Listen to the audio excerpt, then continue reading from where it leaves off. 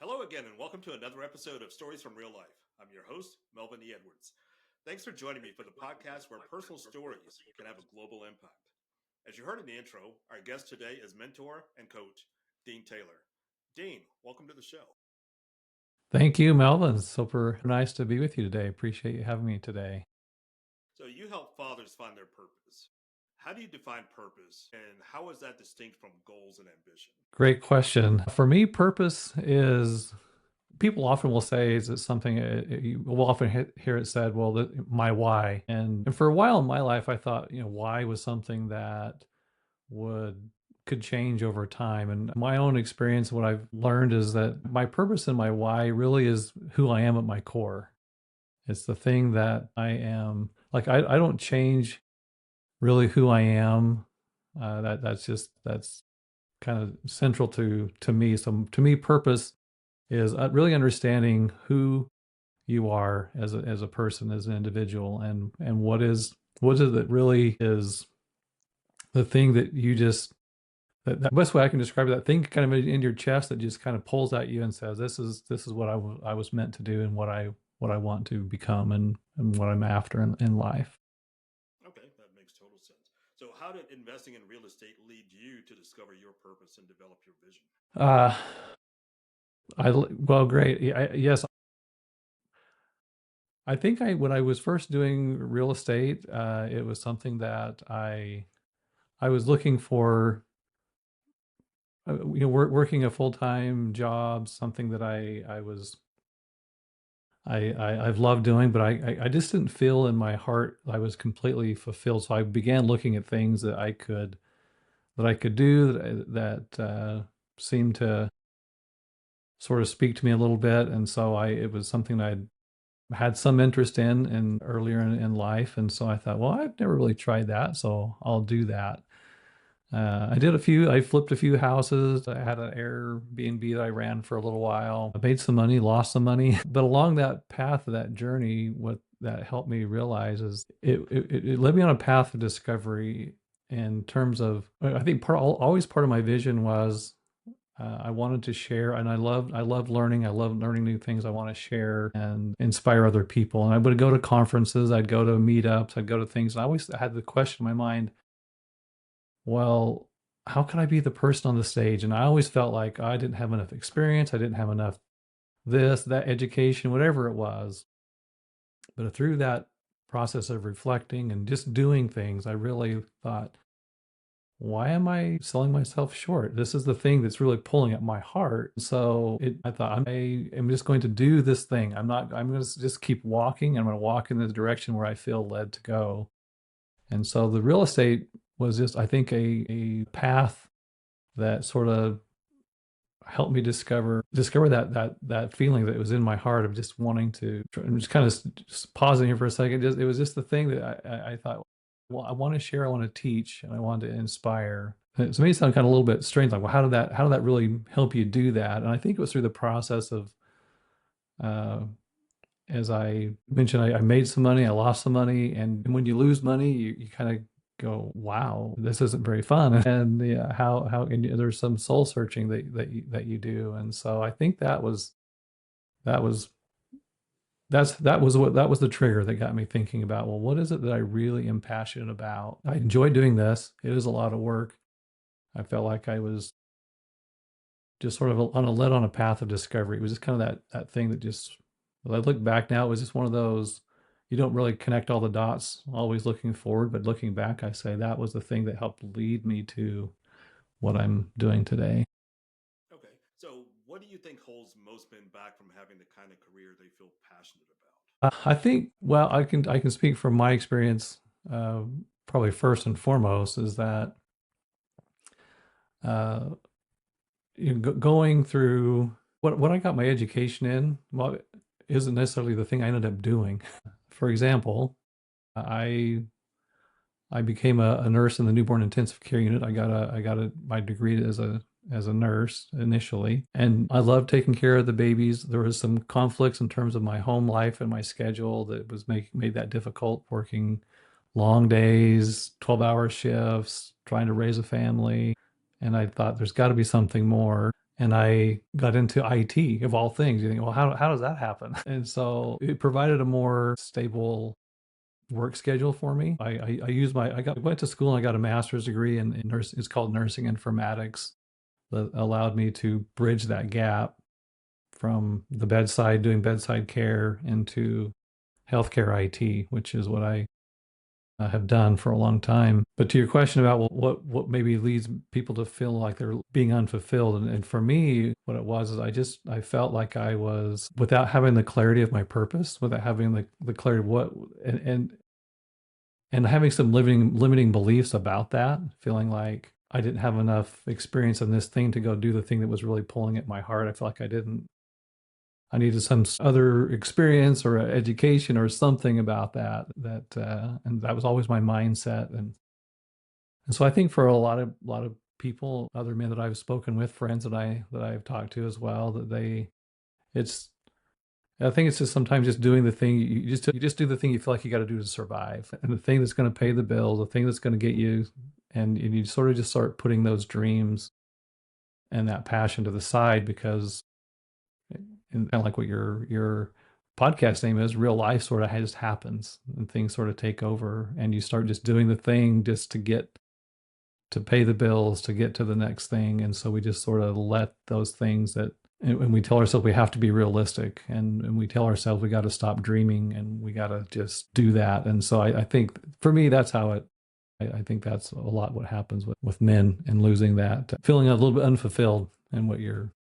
Okay. So, what was the hardest part of the transition for you, going from healthcare, IT, and leadership into doing the full time work that you're doing now, helping dads live with clarity, purpose, and legacy? Belief in myself was, I think, the biggest thing. Again, going back to the experience, the limiting belief of I had to have, or didn't have enough, or I wasn't enough. I think the belief that I was somehow lacking. Yeah, I could say, just best way I can sum it up, just I didn't feel like I was enough. And so but I think now, looking back at life, and what I began to realize is that I have a life of experience. I have a lifetime of learning and growth. Of, raising a family and working in a career and doing all these things that I've done in my life. I discounted it, and again, I would say for me that the biggest transition was just overcoming that limiting belief that I felt like I wasn't enough. Was there a book or something that helped you get past those limiting beliefs? Love your question, and thank you for bringing that up. Yes. I read a book, maybe you've heard of it before. It's called The Miracle Morning by Hal Elrod. I have not heard that. Had never heard that book. Yeah, Hal talks about in the book. Well, Hal has an interesting experience where he went through a life transition. He had a major car accident, and then he developed this. He calls it the Savers routine. It's standing for silence, A for affirmation, V for visualization, E for exercise, R is reading, and S is for scribing.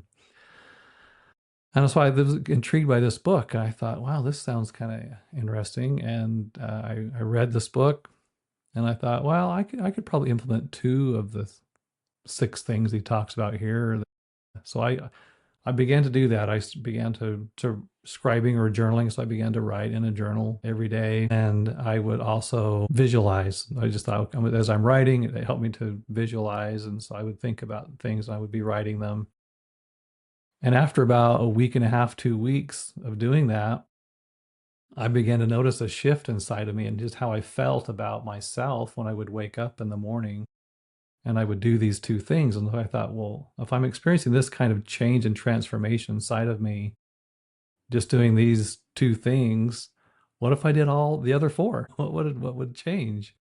And so I began doing that, and I began doing all 6 savers. And I'm not 100% perfect. There's a day where I haven't done all 6, but I haven't missed a day of doing the routine in almost 3 years. And that was really the beginning for me. So that book for me was the beginning of a real transformation inside of me. I began to notice, as I said, a change in my confidence level, a change, and because I began to see myself differently. I began to see a different reality than what I was experiencing before. It was a change And it was small. It was a little bit at a time. I began to make that shift inside and experience that inside myself as I consistently practiced the routine of changing how I started my day every day. Just a simple thing. Okay, well, I'll look up that book and I'll include a link to it in the show notes for this episode. So I've got sort of an unusual question for you here. If you could Yeah, trade, sure. if you could trade places with one of your kids for a day, what part of their life would you want to experience the most? Oh, one of my kids. I have 5 kids, so I'm going to think about this for a second. What part of their life would I want to experience the most? That your question? Yeah. Yes. Wow. I think, well, one of our youngest son he's been doing a lot of working out recently, and he's like transformed his body. He looks really good, and so I've been thinking about that. I thought I'd change. I would maybe trade that and feel a little younger and a little more muscular. Trade some wisdom for his physical strength. Yeah, yeah, exactly. Yeah. So when somebody feels, they say they feel stuck. What do you believe are the internal roadblocks? Is it usually mindset, fear of being wrong, or fear of losing? What is it? What is it keeps people in a stuck position? Yeah, I think it could be a combination of all those. I think a lot of times it's the the feeling of one, I'm not enough, or I don't have enough experience, or I think the feeling of lack of clarity. I was just talking with a friend. Funny you asked this question. I was just talking with a friend yesterday. He's sort of in a similar position about this. And he was asking me, what can I do? Where should I go? I'm feeling this. I have this thing I want to do, but I'm feeling all the realities of life, where I have a job and I have family and I have church responsibilities and I've got all these other things in my life that I feel like are taking my time. But this thing that's in my heart, that I really want to pursue. And what are something that I can do? And so one of the things that I think definitely helps to get beyond that is first just becoming really clear on what are the things you really value. What are the things that are really important to you? And so I think and I say that because I've learned that if I'm trying to do something that's not in alignment with my values, eventually my values are always going to win out. And so becoming clear on what you truly value, and then making sure that those values are aligned with your strengths and your desires. Once you get your strengths, your desires, and values in alignment and working and rowing in the same direction, then you can begin to experience transformation in life in a whole different way, and not always feeling like there's this constant in between what I'm trying to do and what I truly value, and what were the things that are core values in my heart. So, talk about values. What role does faith play in helping someone overcome the feeling of being stuck, especially when it comes to big life transitions? That is a fabulous question. For me, faith is a core part of who I am. It's a core part of my life and my belief system. So I think faith can have. I think faith, from even if you take faith from a, I mean, faith can mean a lot of things to people. It can be a religious belief, and that's definitely part of my life. But I think faith also is a word of action, and so I think faith plays an important role in moving beyond stuck, because it's not just a belief. I think faith is also incorporated in that, is an expectation of something happening, and really, and it ties into visualization and being able to see the thing as being done, and having that expectation that what you're wanting is actually happened. And so when you walk into it with that kind of faith and belief, you become almost unstoppable in a way, because you know that the thing that you're doing is there. It's as if in your mind it's already happened. And so that's, to me, that's how faith is such a powerful force in going after the thing that you want, and you know that what you're going to accomplish is will be done. Okay. On your website, you have a free guide, and you mentioned journal prompts and actionable steps. Can you share Hmm. one of those exercises that's particularly useful for somebody going through this? Yeah, absolutely. I think one of yeah, thanks for mentioning that. As I talked a little bit about just a minute ago, being able to get clear on the values. And one of the steps, one of the things that I talk about and recommend in there, and there's another book that I reference in the guide, um, is a book by Simon Sinek called Starting with Why.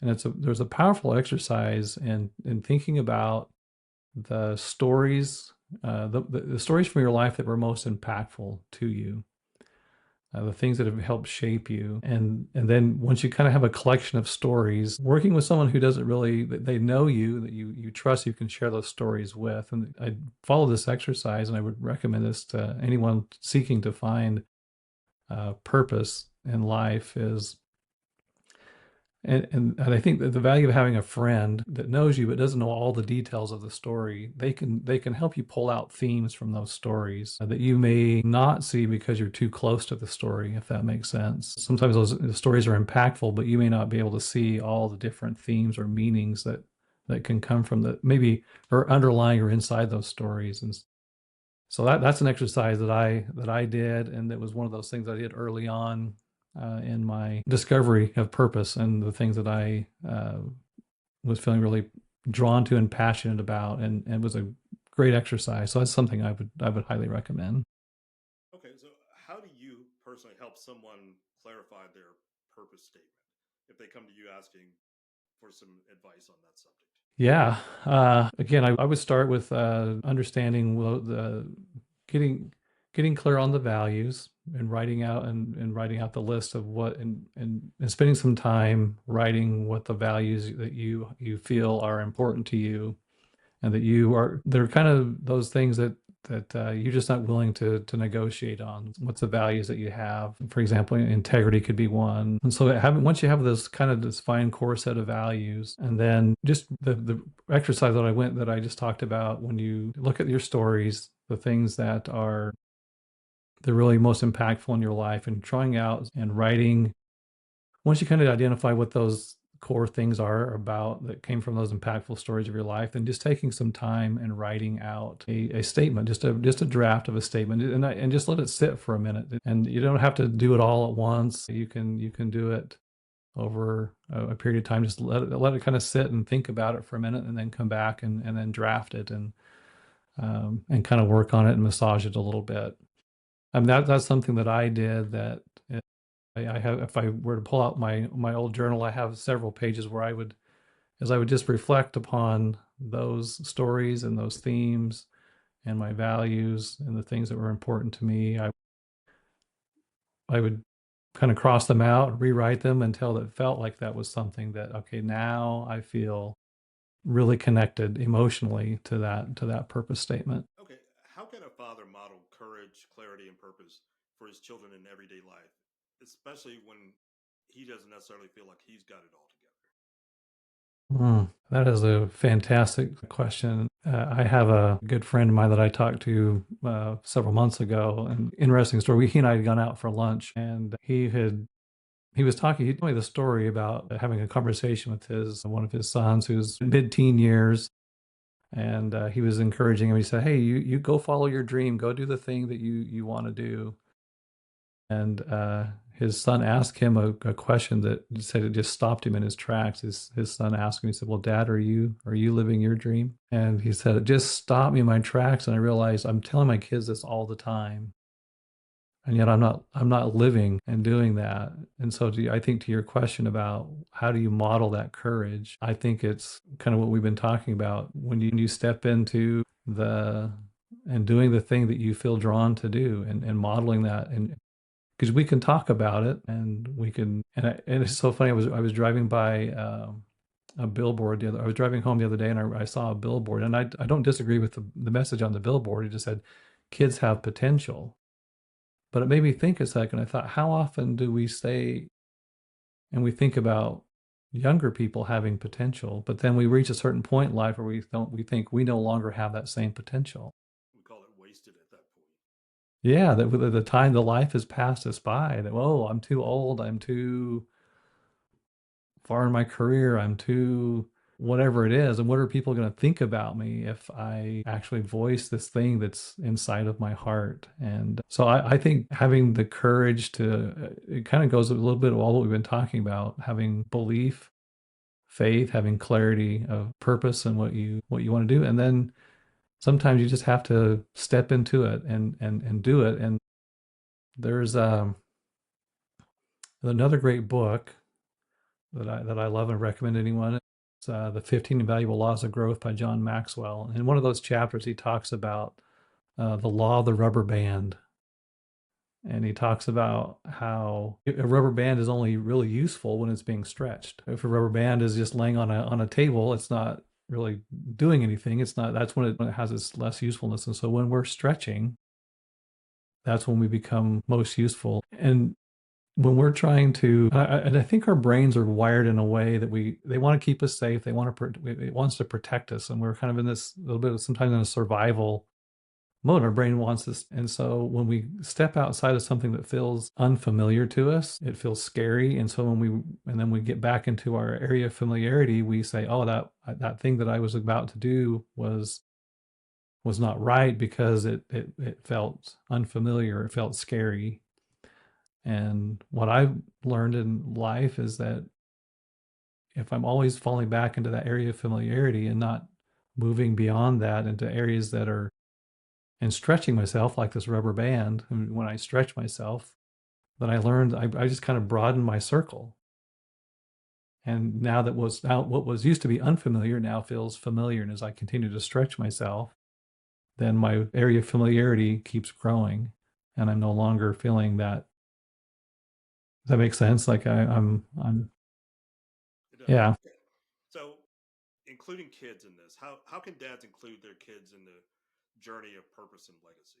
Well, what I've done with my own, I have older children. I have children who, my children are 20 up to 30 now.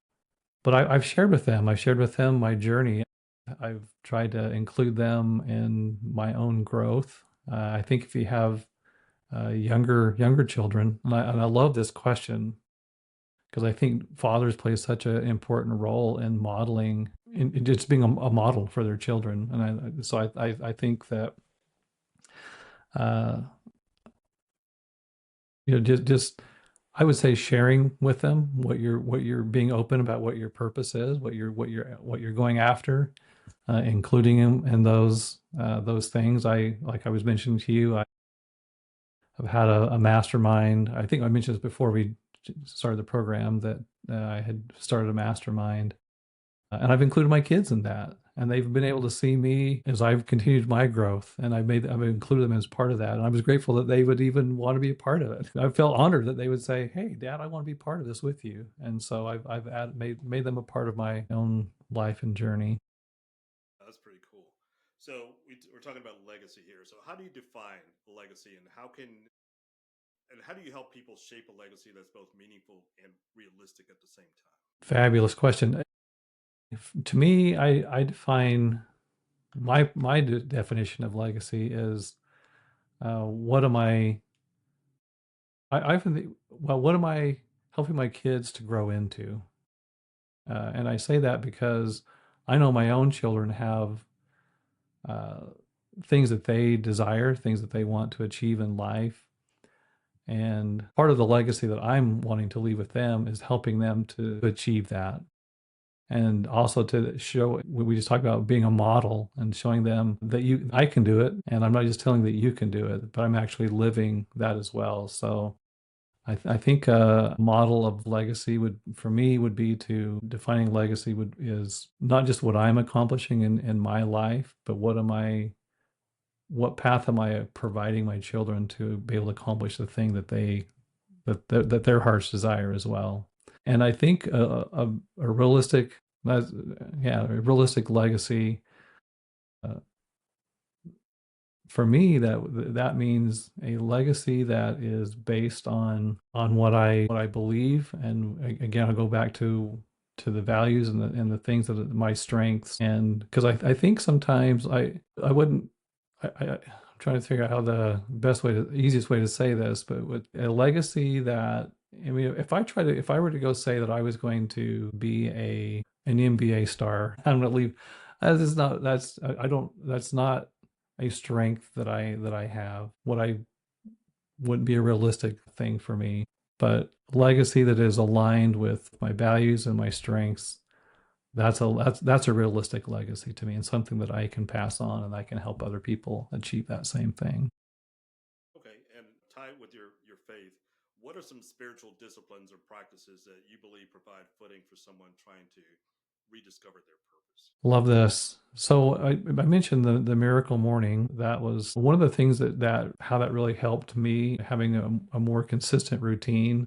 I love to read from scripture, and that was not something that I was doing as consistently as I wanted to, because I was always trying to do it later in the day, or it wasn't part of my, I would just find things, if I didn't do it, I was trying to do it at the end of the day.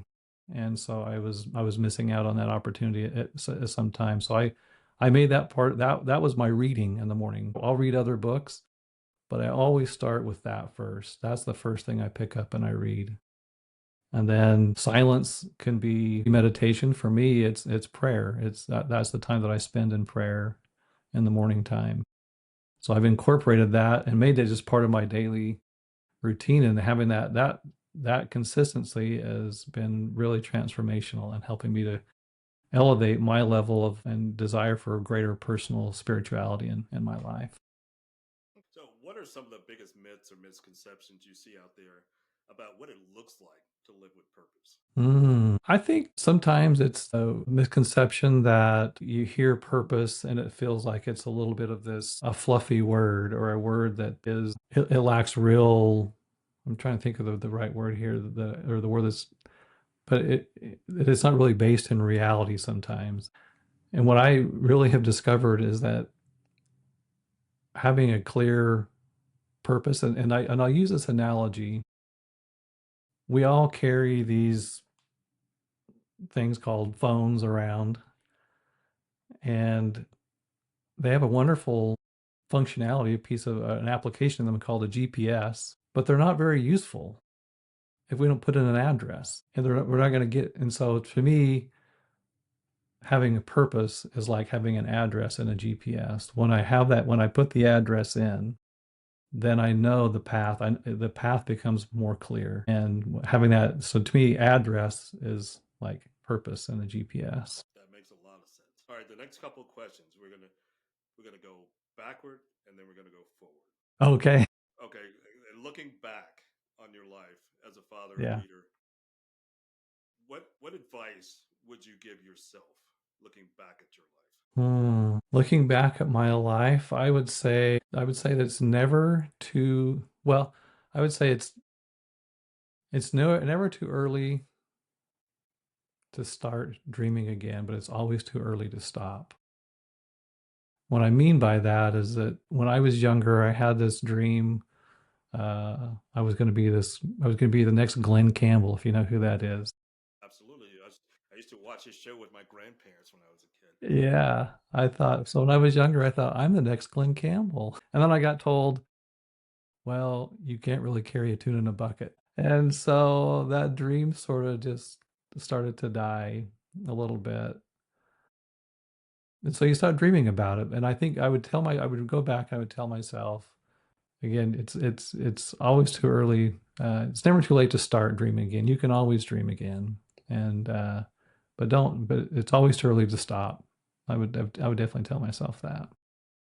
Okay, so now looking ahead, what do you hope fathers look like or have achieved 5 to 10 years from now through your work? My hope and my desire is that fathers would understand that, especially fathers. I think about fathers who have felt that they somehow have underachieved or they've failed in life because they we're so prone to doing this, comparing ourselves, and comparison is such a thief of joy. My hope is that fathers would, one, stop making those comparisons and believing that that their value in life is they stop undervaluing themselves. That they think they see that there still is potential, time left in life to achieve the things that they desire, and that they will have the courage and have the clarity of purpose and belief in themselves, and overcome the limiting belief that I think holds so many back from stepping into the life that they've envisioned for themselves and they've envisioned for their families, and that they'll lead their families with clarity and purpose and faith. Okay. And as a final question today, is a general question that I ask all my guests. What one piece of advice would you like to leave on any topic? Piece of advice. I would say my advice would be to kind of what I just said a minute ago, like kind of looking the advice I gave to myself about dreaming. And sometimes when you say dream, again, it kind of feels like unrealistic. What I'm really talking about is the thing that is in your heart, the thing that you kind of have felt has just been pulling at you. Don't I truly believe that those feelings are there for a purpose, and I don't believe that those dreams are come from a God who would say, "I gave you that dream," and I don't think he plays games with those kind of things. I think he puts a dream and he puts those things in our hearts for a purpose, and so my advice would be don't ignore those intuitive feelings that you feel, and embrace them and have courage to walk towards it and to make it happen. Okay. That's great advice, and that's a good way to wind up this conversation today. So, our guest today has been mentor and coach Dean Taylor. Dean, thanks so much for being here today. I enjoyed the conversation. Well, Melvin, it's been a pleasure. Thank you so much. I appreciate the time today. Yes. Now, please go to my website at podcastreallife.com for more information about my guest and the things we discussed today, including a link to his website and the books that he discussed. That's it for today's episode of Stories from Real Life. Join us again next time for another chance to learn from each other. Until then, don't forget to shine your light wherever you go.